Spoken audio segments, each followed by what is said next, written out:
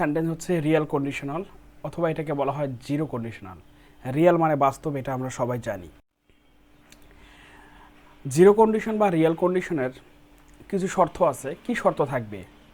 যে শর্তযুক্ত বাক্য বৈজ্ঞানিক সত্য, এই যে এখানে আমরা দেখতে পাচ্ছি যে কি বুঝাবে, বৈজ্ঞানিক সত্য বুঝাবে। এরপরে কি বুঝাবে, তারপরে বৈজ্ঞানিক সূত্র, যেটাকে ইংলিশে বলা হয় সায়েন্টিফিক ফ্যাক্ট, সাধারণ পরিচিত সত্য, যেটা জেনারেলি নোন অ্যাজ ট্রুথ।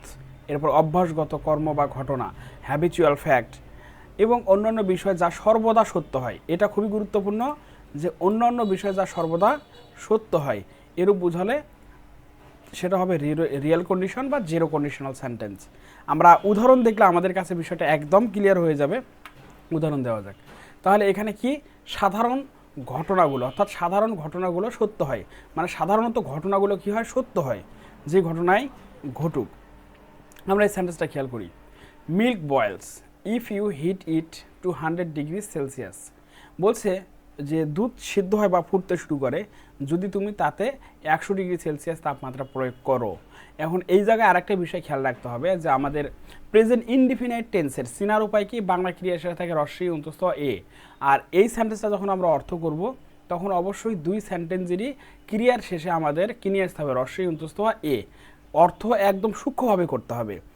যদি রিয়েল কন্ডিশন হয় সেক্ষেত্রে দুই অংশই হয় হচ্ছে প্রেজেন্ট ইনডিফিনাইট টেন্স। এই যে আমরা এখন খেয়াল করি, প্রথম অংশ যদি হয় প্রেজেন্ট ইনডিফিনাইট, তাহলে পরের অংশ হবে present indefinite tense.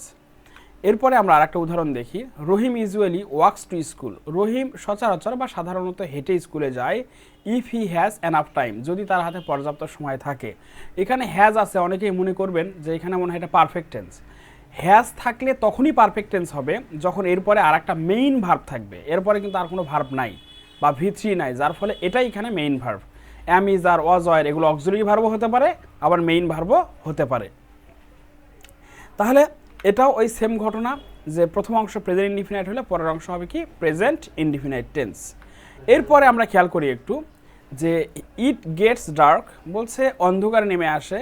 If the sun goes down or set, যদি সূর্য ডুবে যায়, তাহলে কি হয়, অন্ধকার নেমে আসে। তাহলে এটা কি সাধারণ সত্য বা চিরন্তন সত্য না?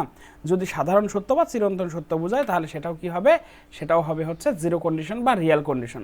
প্রিয় শিক্ষার্থী, আমি আশা করছি এই যে ব্যাখ্যাটা সবাই খুব সুন্দরভাবে বুঝতে পেরেছেন। এখন আমাদের যে বিষয়টা দেখতে হবে সেটা হচ্ছে নৈবেত্তিক দেখতে হবে।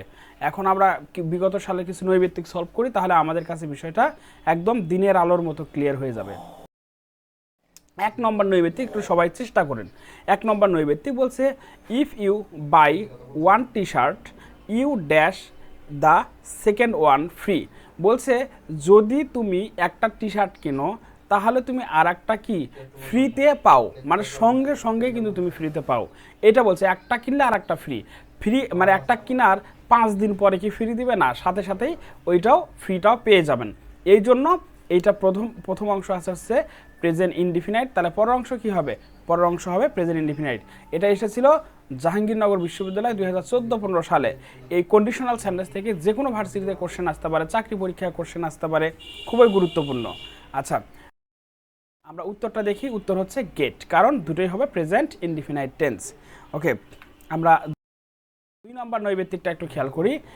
ইফ ইট ইজ সামার ইট, এখানে ফিল হবে, এখানে বলছে ইট ফিল ড্যাশ।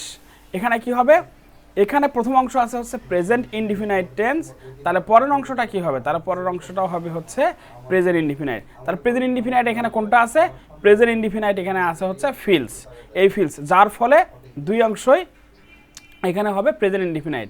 বলছে ইফ ইট ইজ সামার, যদি কি হয়, গ্রীষ্মকাল হয়, সামার হয়, তাহলে ইট ফিল হট, তখন কি গরম হয়, আমরা গরম অনুভব করি। হ্যাঁ, তার মানে এটা কি সত্য, এইটা হচ্ছে আমাদের বোঝাচ্ছে যে একটা চিরন্তন সত্য বা সাধারণ সত্য ঘটনা। এটা এসেছিল রাজশাহী বিশ্ববিদ্যালয় ভর্তি পরীক্ষায়। প্রিয় শিক্ষার্থী, আমরা এখন দ্বিতীয় কন্ডিশনে চলে যাব ইনশাআল্লাহ।